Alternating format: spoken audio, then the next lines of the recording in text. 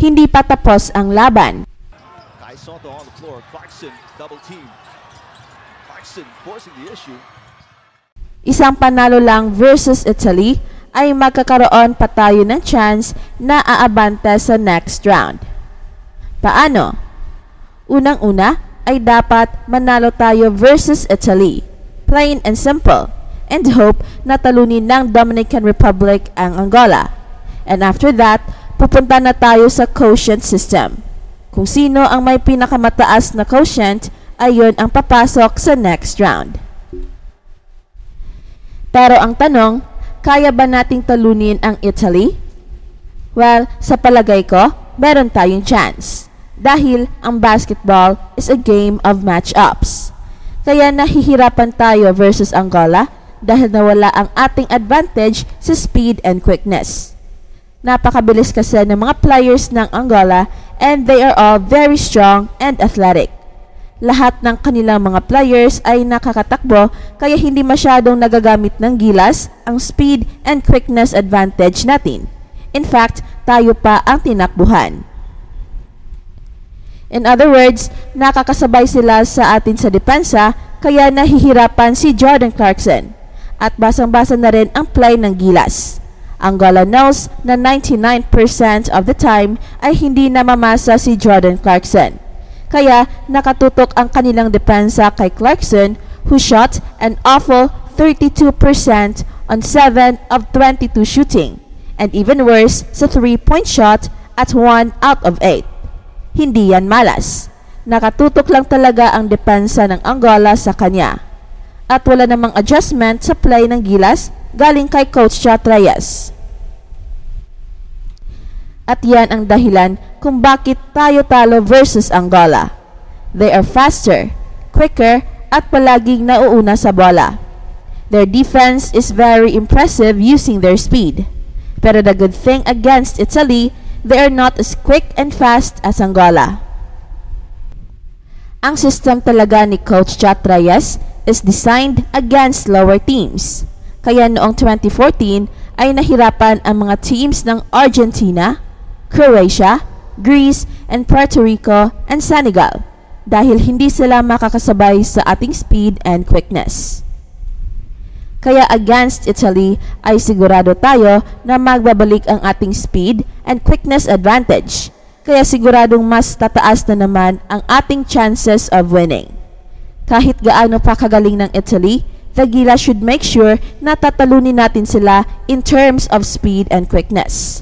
At siguro, konting adjustment na rin kay Jordan Clarkson na sana ipasa naman niya ang bola if he is double or triple teamed. Isang panalo lang ang kailangan ng Gilas and everything will be fine.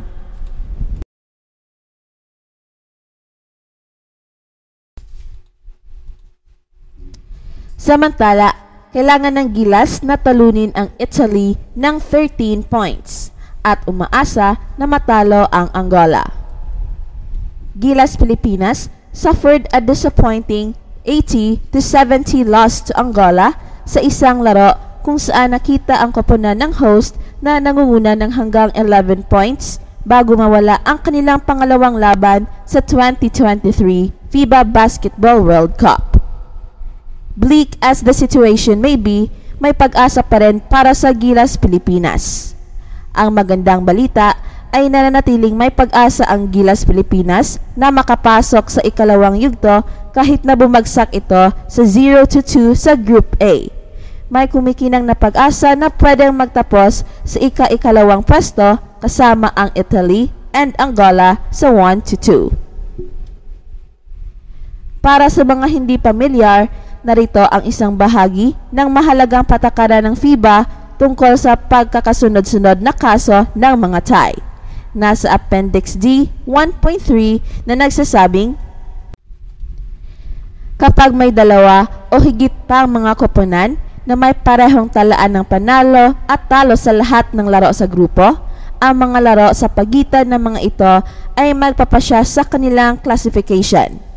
Kung may parehong talaan ng panalo at talo ang mga ito sa mga laro sa pagitan nila, gagamitin ang karagdagang mga criteria sa sumusunod na order. higher game points difference of the games between them. Higher number of game points scored in the games between them. Higher game points difference of all the games in the group. Higher number of game points scored in all games in the group.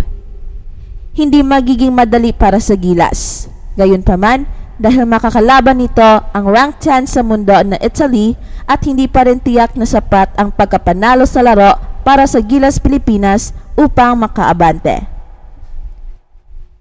Scenarios. Maraming mga bagay ang kailangang mangyari upang makamit ng Gilas ang pwesto sa susunod na yugto.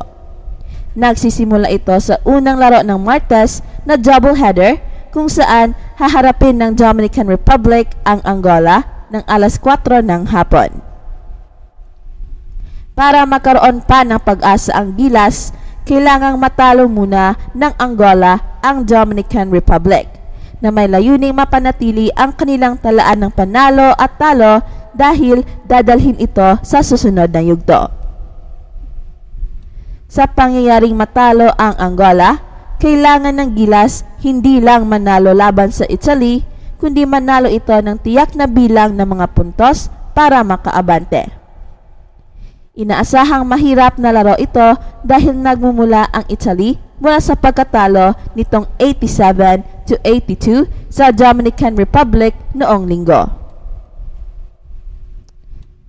Dahil ang panalo ng Gilas laban sa Italy ay magiging pareho ang talaan ng 1-1 sa lahat ng mga koponang kasali sa tie, gagamitin ang susunod na pamamaraan para sa tiebreaker.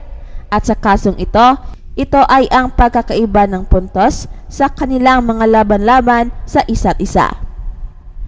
As things stand, Italy has a plus 14-point difference with the Philippines still on its schedule. Angola is next with -4, while Gilas has a -10 heading into the Italy game. Upang makaabante, kailangan ng Gilas na talunin ang Italy. Isang koponang nagtala ng 7-0 sa kanilang mga tune-up games sa FIBA.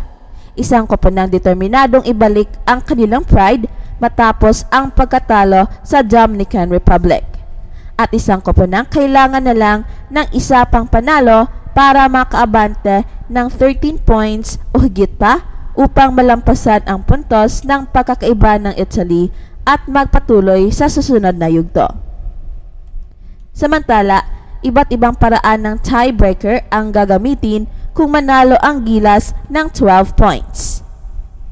In short, Gilas Pilipinas might need a miracle to pull this one off.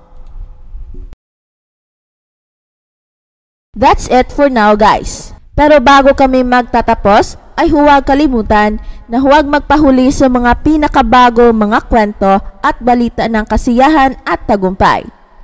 Bahala na ang mga marites dyan.